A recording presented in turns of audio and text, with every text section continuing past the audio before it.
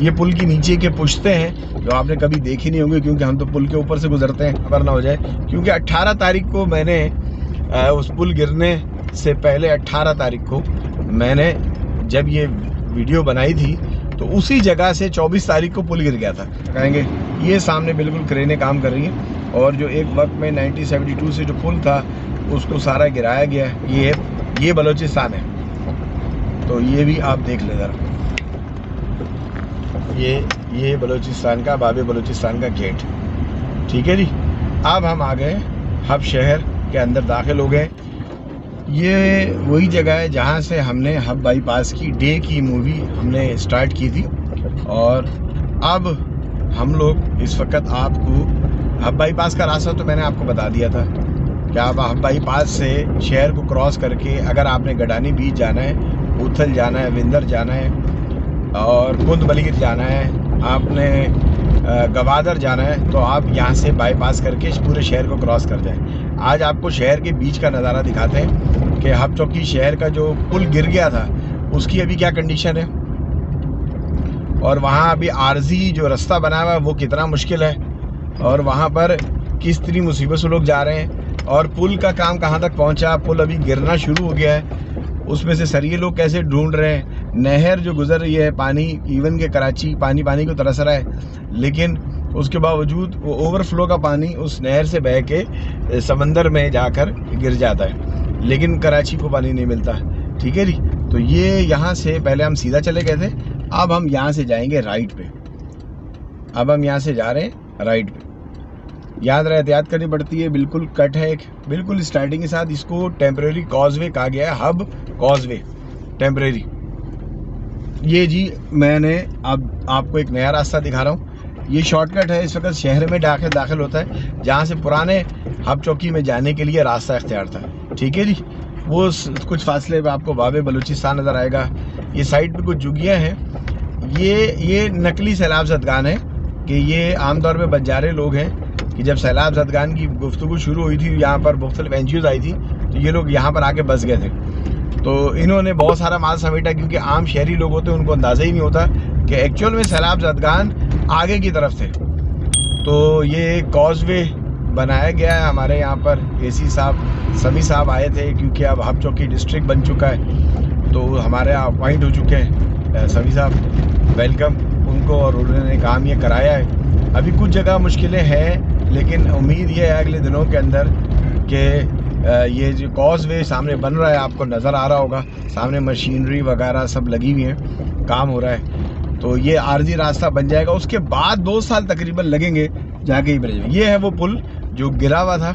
अब मैं आपको आज इसके अंदर के मनाजिर दिखाऊंगा, क्योंकि एक वक्त में एक हाथ में मेरी ड्राइविंग होती थी तो मैं आपको बता नहीं सकता था। इस वक्त ये आलम है कि मैं ड्राइव भी कर रहा हूँ। ये कोयटा बलूचिस्तान की सारी बसें अभी भी इस पुल के नीचे से गुजर रही हैं। जो बकिया रह गया है, अल्लाह ताला इसकी खैर करे कि खुदा न खास्ता ये बराबर ना हो जाए, क्योंकि 18 तारीख को मैंने उस पुल गिरने से पहले 18 तारीख को मैंने जब ये वीडियो बनाई थी तो उसी जगह से 24 तारीख को पुल गिर गया था। ये पुल की नीचे के पुश्ते हैं जो आपने कभी देखी नहीं होंगी, क्योंकि हम तो पुल के ऊपर से गुजरते हैं। तो ये सारा निज़ाम अभी आपके सामने है कि अभी टेम्परेरी तौर पर इन्होंने एक नदी के ऊपर मिट्टी डाल के कुछ पाइप रख के आधी रास्ता बनाया है, और यहाँ पर इस वक्त काम हो रहा है, वो आपको नज़र आ रहा होगा। अब किस तरह की चढ़ाई है, क्या एडवेंचर है, वो भी आप इंजॉय करें। एक्चुअल में प्रॉब्लम ये नहीं है, प्रॉब्लम ये हो रहा है कि कराची जैसे शहर के अंदर काम होते हैं, उनके प्रोजेक्ट, उनके बजट, उनकी मशीनरी और उनके टेक्निकल एस्पेक्ट बहुत ज़्यादा अलग होते हैं। अब एक छोटा अभी डिस्ट्रिक्ट बना है नया, पहले लसबेला में था तो वहाँ फैसले होते थे। अब बड़ी उम्मीद की जा रही है कि अब अगर ये डिस्ट्रिक्ट के तौर पे ख़ुद अपने वसाइल इस्तेमाल करेगा, टैक्सेस इस्तेमाल करेगा, तो ये होगा। ये वो नहर है जिसको हब डैम से ओवरफ्लो की सूरत में छोड़ दिया जाता है, और जिसने ये पुल गिराया, ये तो अभी हमने मिट्टी डाली है, इसमें 1,40,000 क्यूबिक फीट पानी गुजरा, तो उसकी गुंजाइश थी, और पानी गुजर रहा था उस वक्त तकरीबन 4 लाख के करीब। 16 फीट पानी मैंने देखा है कि रोड के साथ पानी चल रहा था। ये थोड़ा सा आपको मैं व्यू दिखाऊंगा उसका, जो ब्रिज बन रहा है, ये ब्रिज का काम चल रहा है, इधर लेफ्ट हैंड पे ये सारा काम चल रहा है ब्रिज का, देख रहे हैं? सरिया निकल रहा है, सरिया अलग हो रहा है। पहले मुकामी लोग सरिया निकालते रहे जो पुल गिरे हुए थे, अब जो रिमेनिंग पार्ट था पुल का वो भी गिरा दिया गया है। और पहले जब आप हब चौकी में दाखिल होते थे तो इस ब्रिज के ऊपर से गुजरते थे। ये ब्रिज 72-73 में बना था, 96 में इसकी एक्सपायरी हो चुकी थी, फिर इसको चला दिया गया, फिर उसको चला दिया गया। रिपोर्टें दी गई कि भाई रिपोर्ट सही है, सही है। हालांकि कुछ लोगों ने इसके ब्रिज के नीचे जाके तस्वीरें बनाई, वीडियो बनाई और बताया कि भाई पुश्ते ख़त्म हो गए हैं, जो उसकी सपोर्टिंग पिलर थे वो ख़त्म हो गए, गिर जाएगा। और इत्तफाकन ये मेरे इस ब्रिज की गिरने से पहले एक मेरी वीडियो, उसका शायद मैं लिंक आपको शेयर कर दूँ, वो आप मेरी वीडियोज़ में भी जाके देख सकते हैं। और पुल गिर गया, वो वीडियो भी देख सकते हैं। तो ये जो धुआं नज़र आ रहा है ये कचरा जलने का है, पोल्यूशन का। और ये वो आर्जी रास्ता है कि जिससे लोग अभी फिलवक्त शहर के अंदर जाते हैं, क्योंकि हम ज़्यादातर बाईपास क्रॉस कर जाते हैं। यहाँ अभी भी इस वक्त मशीनों से काम हो रहा है और ब्रिज गिर रहा है। आप देख रहे हैं मशीनें लगी हुई हैं, ब्रिज तोड़ रही हैं। क्योंकि मुझे तो डर ये था कि जो हिस्सा गिर गया शायद उसी को रिपेयर ना कर दे, लेकिन अल्लाह का शुक्र है कि अब ज़रा यहाँ चढ़ाई करनी पड़ेगी, तो गाड़ियाँ फंसी हुई हैं। AC बंद करके ज़रा थोड़ा सा हम भी ज़ोर लगाएंगे। ये सामने बिल्कुल क्रेनें काम कर रही हैं, और जो एक वक्त में 1972 से जो पुल था उसको सारा गिराया गया है। और हमारे प्रेसिडेंट साहब ने, अब्दुल सत्तार साहब ने बिल्कुल उन्होंने जो है बहुत ज़्यादा एफ़र्ट दिखाए, हमारे चैम्बर ने बहुत एफ़र्ट दिखाए, उनका बहुत शुक्रिया। अच्छा, यहाँ से एंट्री ये बता देते हैं कि अब ये बलूचिस्तान है, तो ये भी आप देख लें ज़रा। ये बलूचिस्तान का, बाबे बलूचिस्तान का गेट, ठीक है जी। अब हम आ गए हब शहर के अंदर दाखिल हो गए। अच्छा, ये वो गेट आ रहा है बाबे बलूचिस्तान, जो तकरीबन 8 करोड़ की लागत से प्रोजेक्ट बताते हैं कि बना है। जगह जगह आपको पेट्रोल के छोटे छोटे लोग नज़र आ रहे होंगे, टैंक रख के बैठे हुए। तो ईरानी पेट्रोल यहाँ पर सेल होता है, क्योंकि आवाम के लिए कुछ आसानी है और इससे लोगों को रोज़गार मिला है यहाँ पर। अब ये हब चौकी शहर आज आप लाइव देख सकेंगे इंशाल्लाह। यहाँ से तकरीबन मैंने आपको इसका इस रास्ते से कराची से हब चौकी दिन में, कराची से हब चौकी रात में, कराची से हब बाईपास वाया जाने का तरीका भी बता दिया। और आज मैंने आपको कराची से जो शहर के अंदर आर्जी कॉजवे जो बना हुआ है, टेम्परेरी कॉजवे, आर्जी रास्ता जो बना हुआ है टेम्परेरी, वो मैंने आपको दिखाया जहाँ पुल गिर रहा था। तो पुल की अपडेट भी मिल गई। पहले एक्चुअल में बाबे बलूचिस्तान इस जगह को कहते थे। ये जो सफ़ेद सा आपको एक मिसाइल नज़र आ रहा है, ये एक जगह मशहूर थी बाबे बलूचिस्तान की, लेकिन उसके बाद उसको उस जगह को बाकायदा गेट बनाया गया। अब हम हब सिटी शहर के अंदर दाखिल हो गए।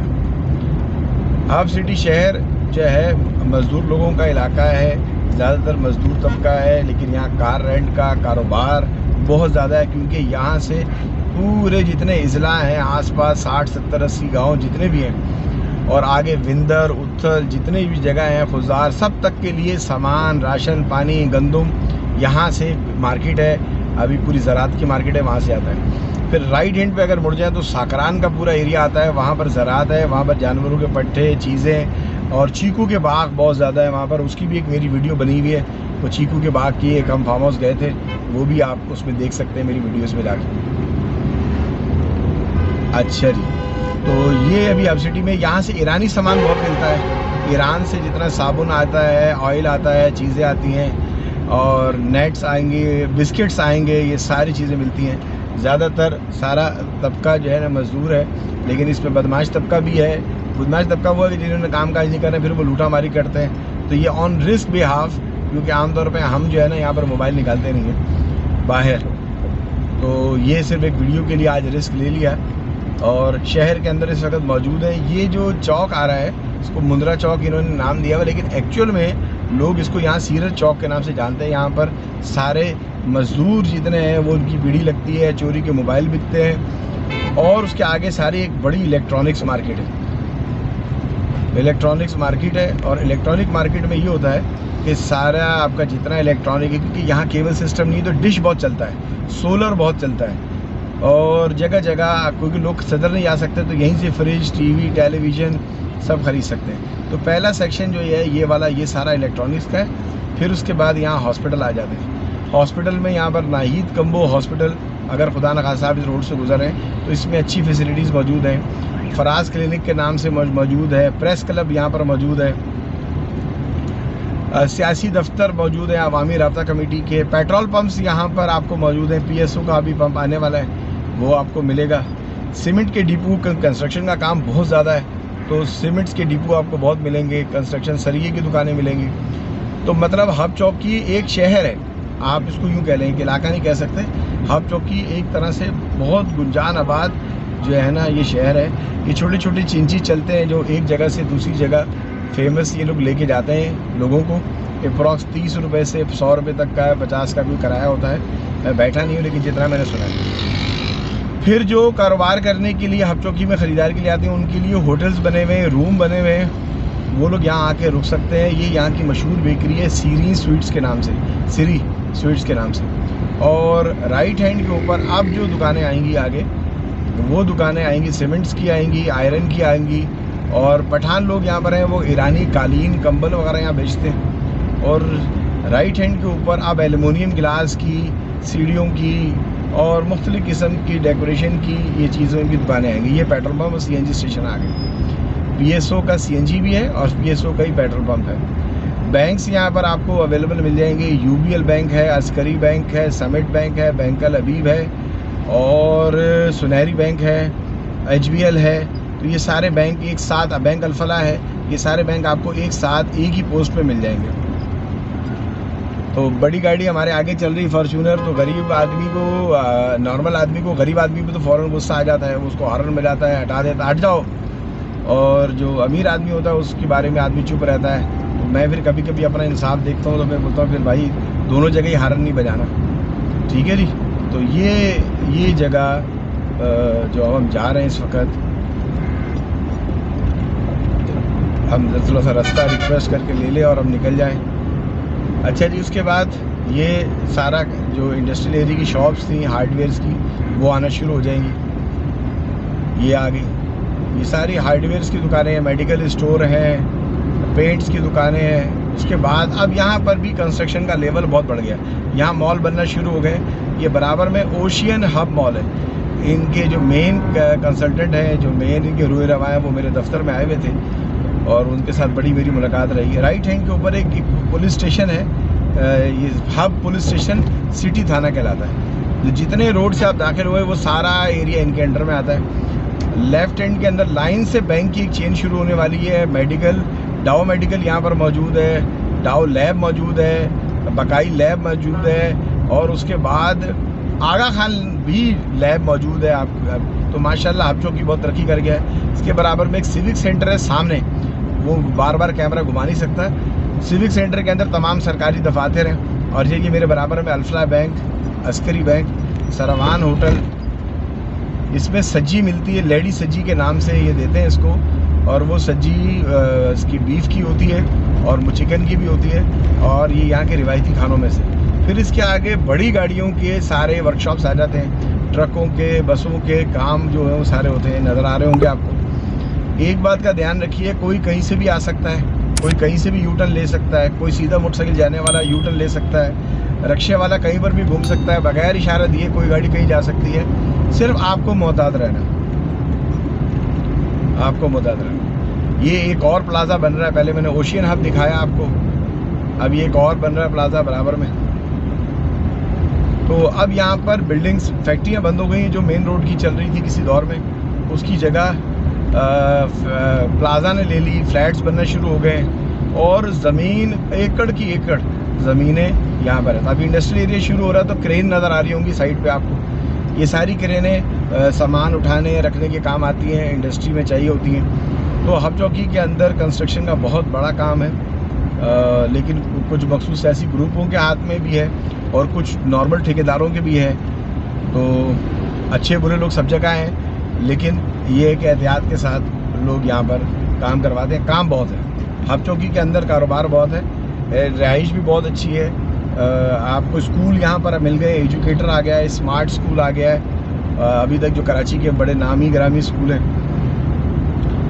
उसके बाद फिर आपका आएगा यहाँ पर एक और पंप, पहले PSO का पंप आया था, एक शुरू में आता है बिल्कुल जहाँ बाबे बलूचिस्तान था, फिर एक मिड में पंप आता है। यानी अगर आप यहाँ से जा रहे हैं कुंद मलीर तो आगे आपको पेट्रोल नहीं मिलेगा, तो आपको क्या चाहिए कि टैंक आप कम अज़ कम, ये आखिरी पंप है जो अभी दिखाऊंगा मैं आपको, आखिरी पंप है, तो उस पंप से आपने टैंक कम अज़ कम फुल करा लेना। टैंक फुल कराते हुए कम अज़ कम पाइप को थोड़ा सा बाहर रखिएगा, कम अज़ कम वो आपको ये पता चले कि सिर्फ मीटर ही नहीं चल रहा, पेट्रोल भी डल रहा है।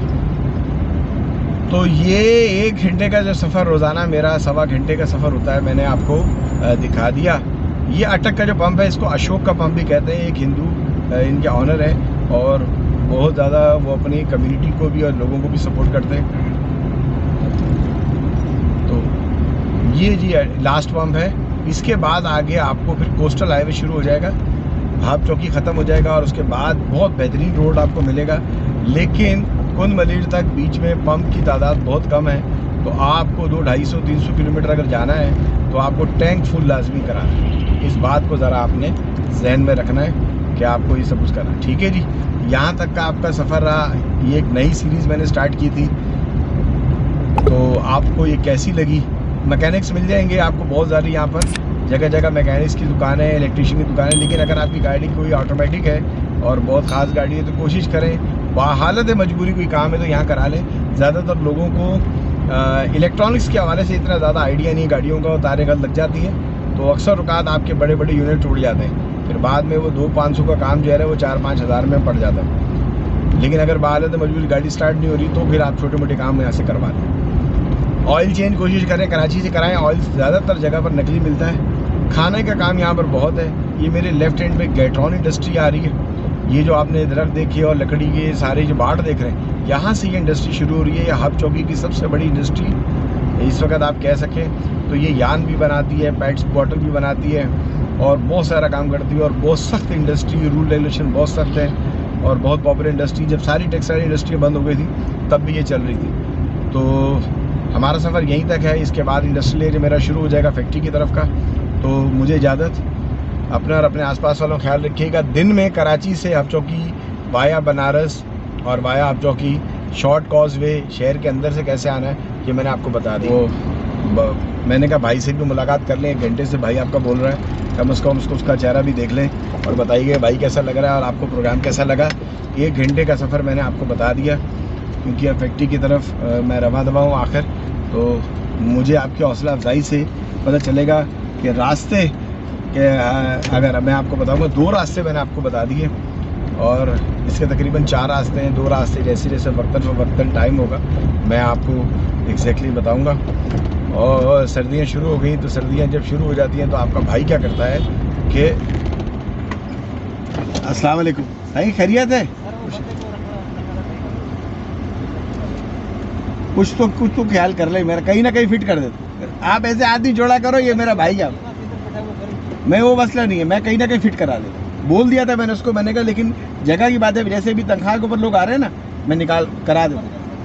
मेहरबानी भाई साहब, लोग हो गए। अभी किधर है? मिठाई नहीं आई मेरी, मिठाई नहीं आई।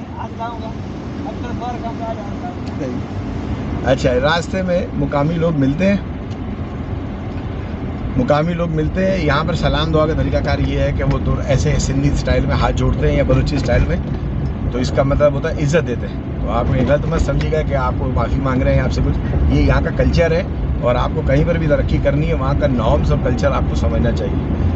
तो भाई ने सारी मेहनत कर दी है, अब रिज़ल्ट आपके हाथ में। कराची से आपको अब चौकी कैसे आना है, गडानी अगर जाना है, मस्तूम जाना है, खुजार जाना है, उतल जाना है, कुंद मलीर जाना है, तो सारा रास्ता मैंने डे और नाइट का बता दिया।